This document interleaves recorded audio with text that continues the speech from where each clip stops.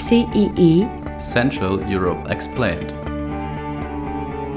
an IDM podcast series powered by Erste Group. Episode 15, United in Diversity with Vladislava Gubalova. Hello and welcome back to CEE, Central Europe Explained. My name is Sebastian Schäffer. I'm Managing Director at the Institute for the Danube Region and Central Europe in Vienna. In today's episode, we will focus on the so-called East-West dichotomy and look at solutions to foster European unity. With this in mind, I'm very glad to welcome Vladislava Gubalova, Research Fellow at the Future of Europe program at the Globsec Policy Institute in Bratislava. Vladi, thank you very much for joining us and welcome. Thank you very much for having me. Glad to be here. Vladi, we will start with a more or less obvious statement. If we look at the top 5 jobs of the European Union, the President of the European Commission, the President of the European Council, the President of the Central Bank, the High Representative of the Union for Foreign Affairs and Security Policy, and the President of the European Parliament, all these positions are held by Western European members. We have Germany, Belgium, France, Spain, and Italy. So basically, almost all of the founding members are holding these top jobs.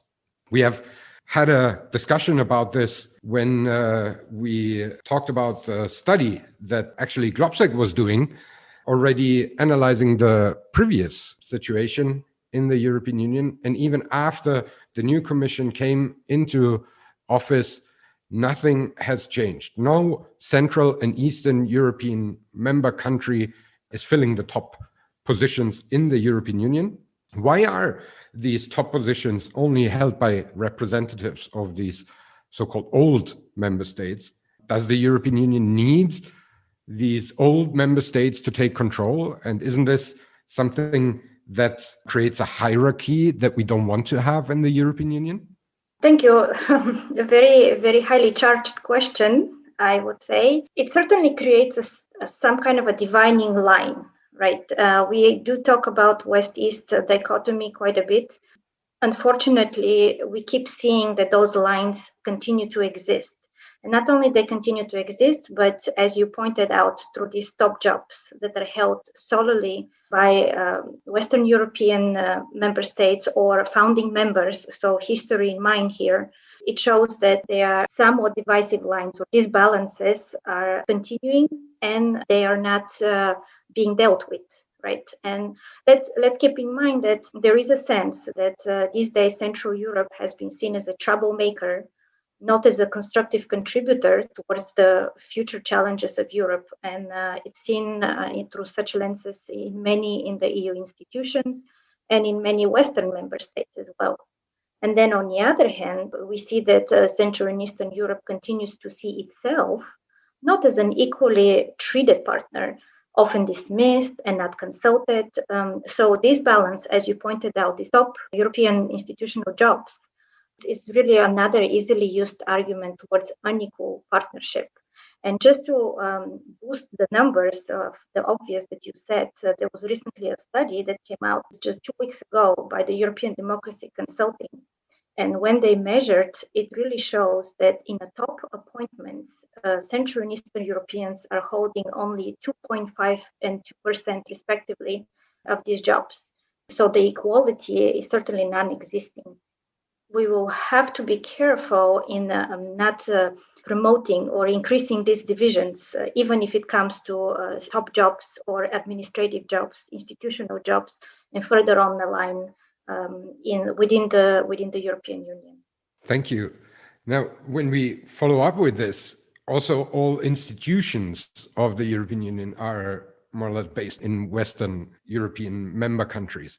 It's clear that it maybe doesn't really make sense to move one of the top institutions to another location, given that more or less there's already the discussion going on with the division of Brussels and Strasbourg on the parliament, and everybody wants to more or less relocate everything and center it around Brussels. But there are also EU agencies And we can see that they are underrepresented in the Central and Eastern European member countries. And even when we had the opportunity in the course of the Brexit, two of the agencies that were located in the UK have been moved to old member states, again, founding members, the Netherlands and France. There was a big discussion about an agency. Maybe they're not that well known, but in the current situation, they become a bit more prominent. The EMA had been discussed to, amongst others, be moved to Slovakia. Can you tell us a little bit more about how the discussion was going on and how that was perceived in Slovakia when it ultimately went to Amsterdam? Yes, actually, that's a very good example that even when opportunity arises to relocate such agencies, which are some way a token of pride in hosting, right? And given that this balance of locations, it would have been a great opportunity to strike a positive note. It is indeed the case that the European Medicines Agency was moved to Amsterdam, while during the application process, Slovakia, with its capital city Bratislava, where I am located at the moment, applied for hosting the agency. It wasn't only Slovakia, it was Bulgaria as well, for example. There were other Central and Eastern European countries that applied to host. But the case in Slovakia, it's interesting one, because the application itself actually was pretty well drafted. And in a sense, much was going for Bratislava, its location close to other hubs as Budapest and Vienna and Prague, its city life and services, the closeness to international airports, the office premises. So the checks on the list were being done very nicely. And the government at the time actually popularized the bid. So it became a domestic issue. So on one hand, if the agency had relocated to Bratislava, I really think due to this making this bid so popular domestically, it would have been boosting the effect of Slovakians starting to feel that the EU is closer to them, and to some extent it belongs to them, right? There will be tangibility attached to it, and besides the pride of hosting the agency. But on the other hand, what happened when Slovakia actually lost the bid kind of amplified the sentiment that Brussels is too far, it dictates without consulting us, these popular myths about the European Union. So here it's a clear example where the location of a European agency, and granted this is not the most significant institutional structure in the EU, but it can swing public opinion in the region. And so far, with this little success, really it has contributed more so for a disappointment than positive feelings and sentiments. You mentioned in the first statement that Central and Eastern Europe is perceived as a troublemaker at the moment. You mentioned now this myth. We had that in a previous episode where Thomas Dietz said, in the end, for many, the EU itself is a kind of myth. And with this lack of representation and this image of being a troublemaker, which is more or less something on the institutional and decision maker process. But when we break that down to the general population that maybe don't know that much about the importance of agencies or the locations of them, but nevertheless, this distance and this feeling, is this something that transposes also to the general population and perpetuates this myth of Brussels being far away, decisions taken over our heads? Does it ultimately then not even foster Euroscepticism?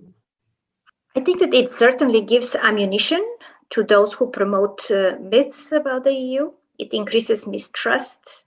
You said it already, that this distance between us citizens and ordinary citizens living in Central and Eastern Europe and this idea of the EU, right, lack of tangibility, is increased. The feel that Central and Eastern Europe is not treated as equal partner, again, is perpetuating further. So yeah, it plays easily in the hands of Eurosceptics. But I think what is even more unfortunate is that a great mass of the population in the region, it just simply has indifferent attitude towards the EU. And so when we have these division lines, like this clear underrepresentation in top positions or so few permanent structure that are located in the region, it's making it much harder actually for us, those who are committed, to incite a feeling of ownership of the EU here in the region. It's really hard for us then to show this tangible commitment and rewards that are coming from the EU side. And so it does put into disadvantage those that are working hard in really bringing knowledge about the EU and bringing this feeling of ownership and belonging with all benefits and responsibilities.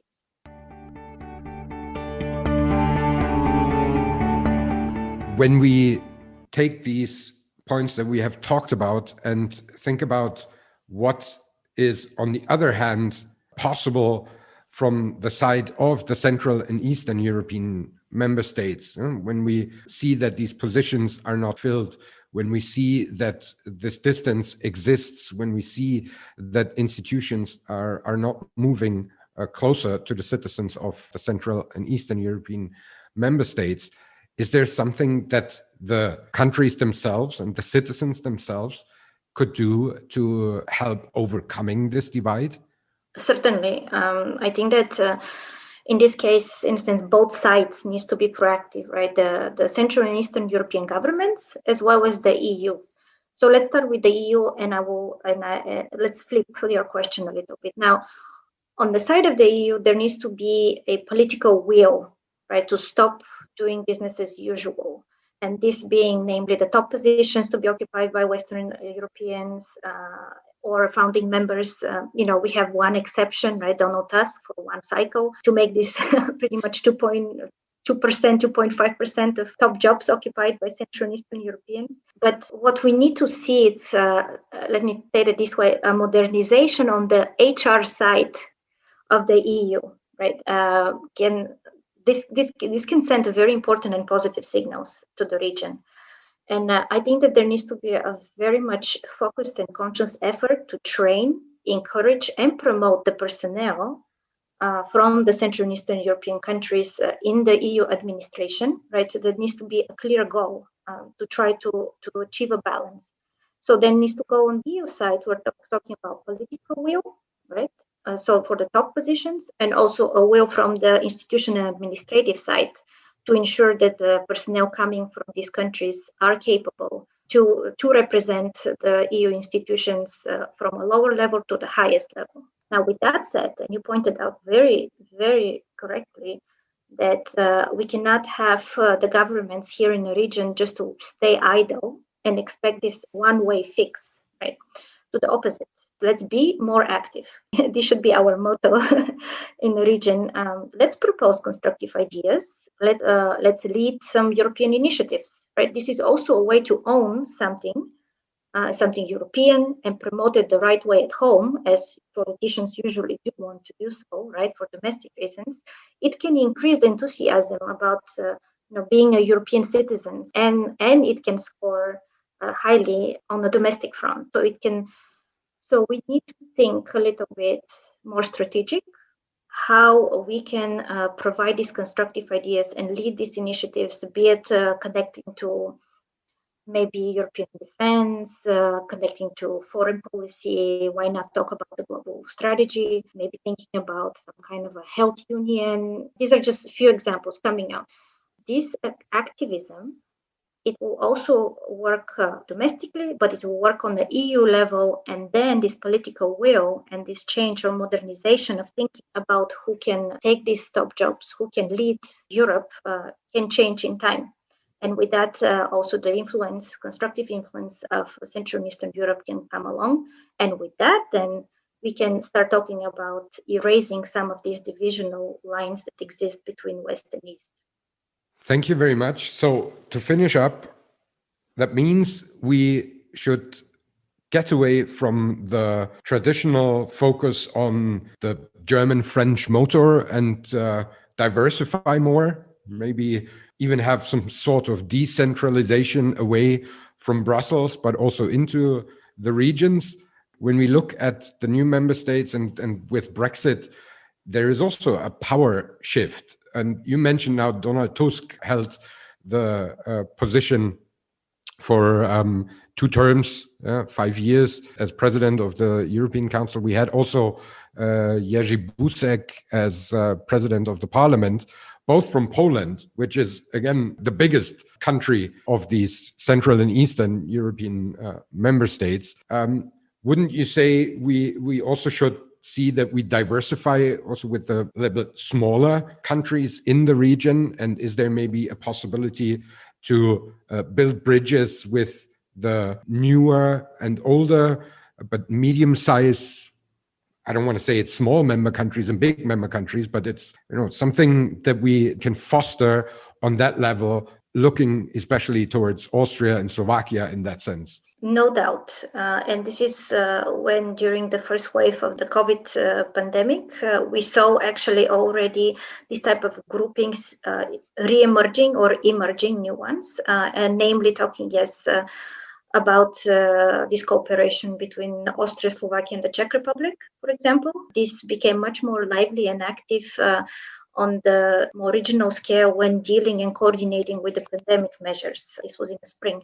But what also showed is that this cooperation can then solidify as a bridge, as you pointed out, between newer members, older members, between older members, and can then provide this impetus for activism and initiatives, ideas, proposals that make sense. Also, there is another newer grouping, Central Europe 5. So this is also another way to kind of shift from this focus on V4, or during the summer we have Frugal 4/5. So there is an attempt to fill this vacuum left after UK leaving the bloc. We have to be honest, so far we don't see in practice that these new groupings have been able to fill the vacuum, but those are new and they have potential. So we cannot simply ignore the shifts and the changes. And as you pointed out, yes, Poland has been the most successful, perhaps, from Central and Eastern Europe in jobs and also hosting an agency. But this shouldn't be Poland represents the whole region type of thinking when we go to Brussels, right? Oh, there you go. Poland has an agency. It has had top jobs already. Why there is a problem? There is definitely need for inclusion of others, and there is definitely need of switching it around in order to reboost and re-energize the region.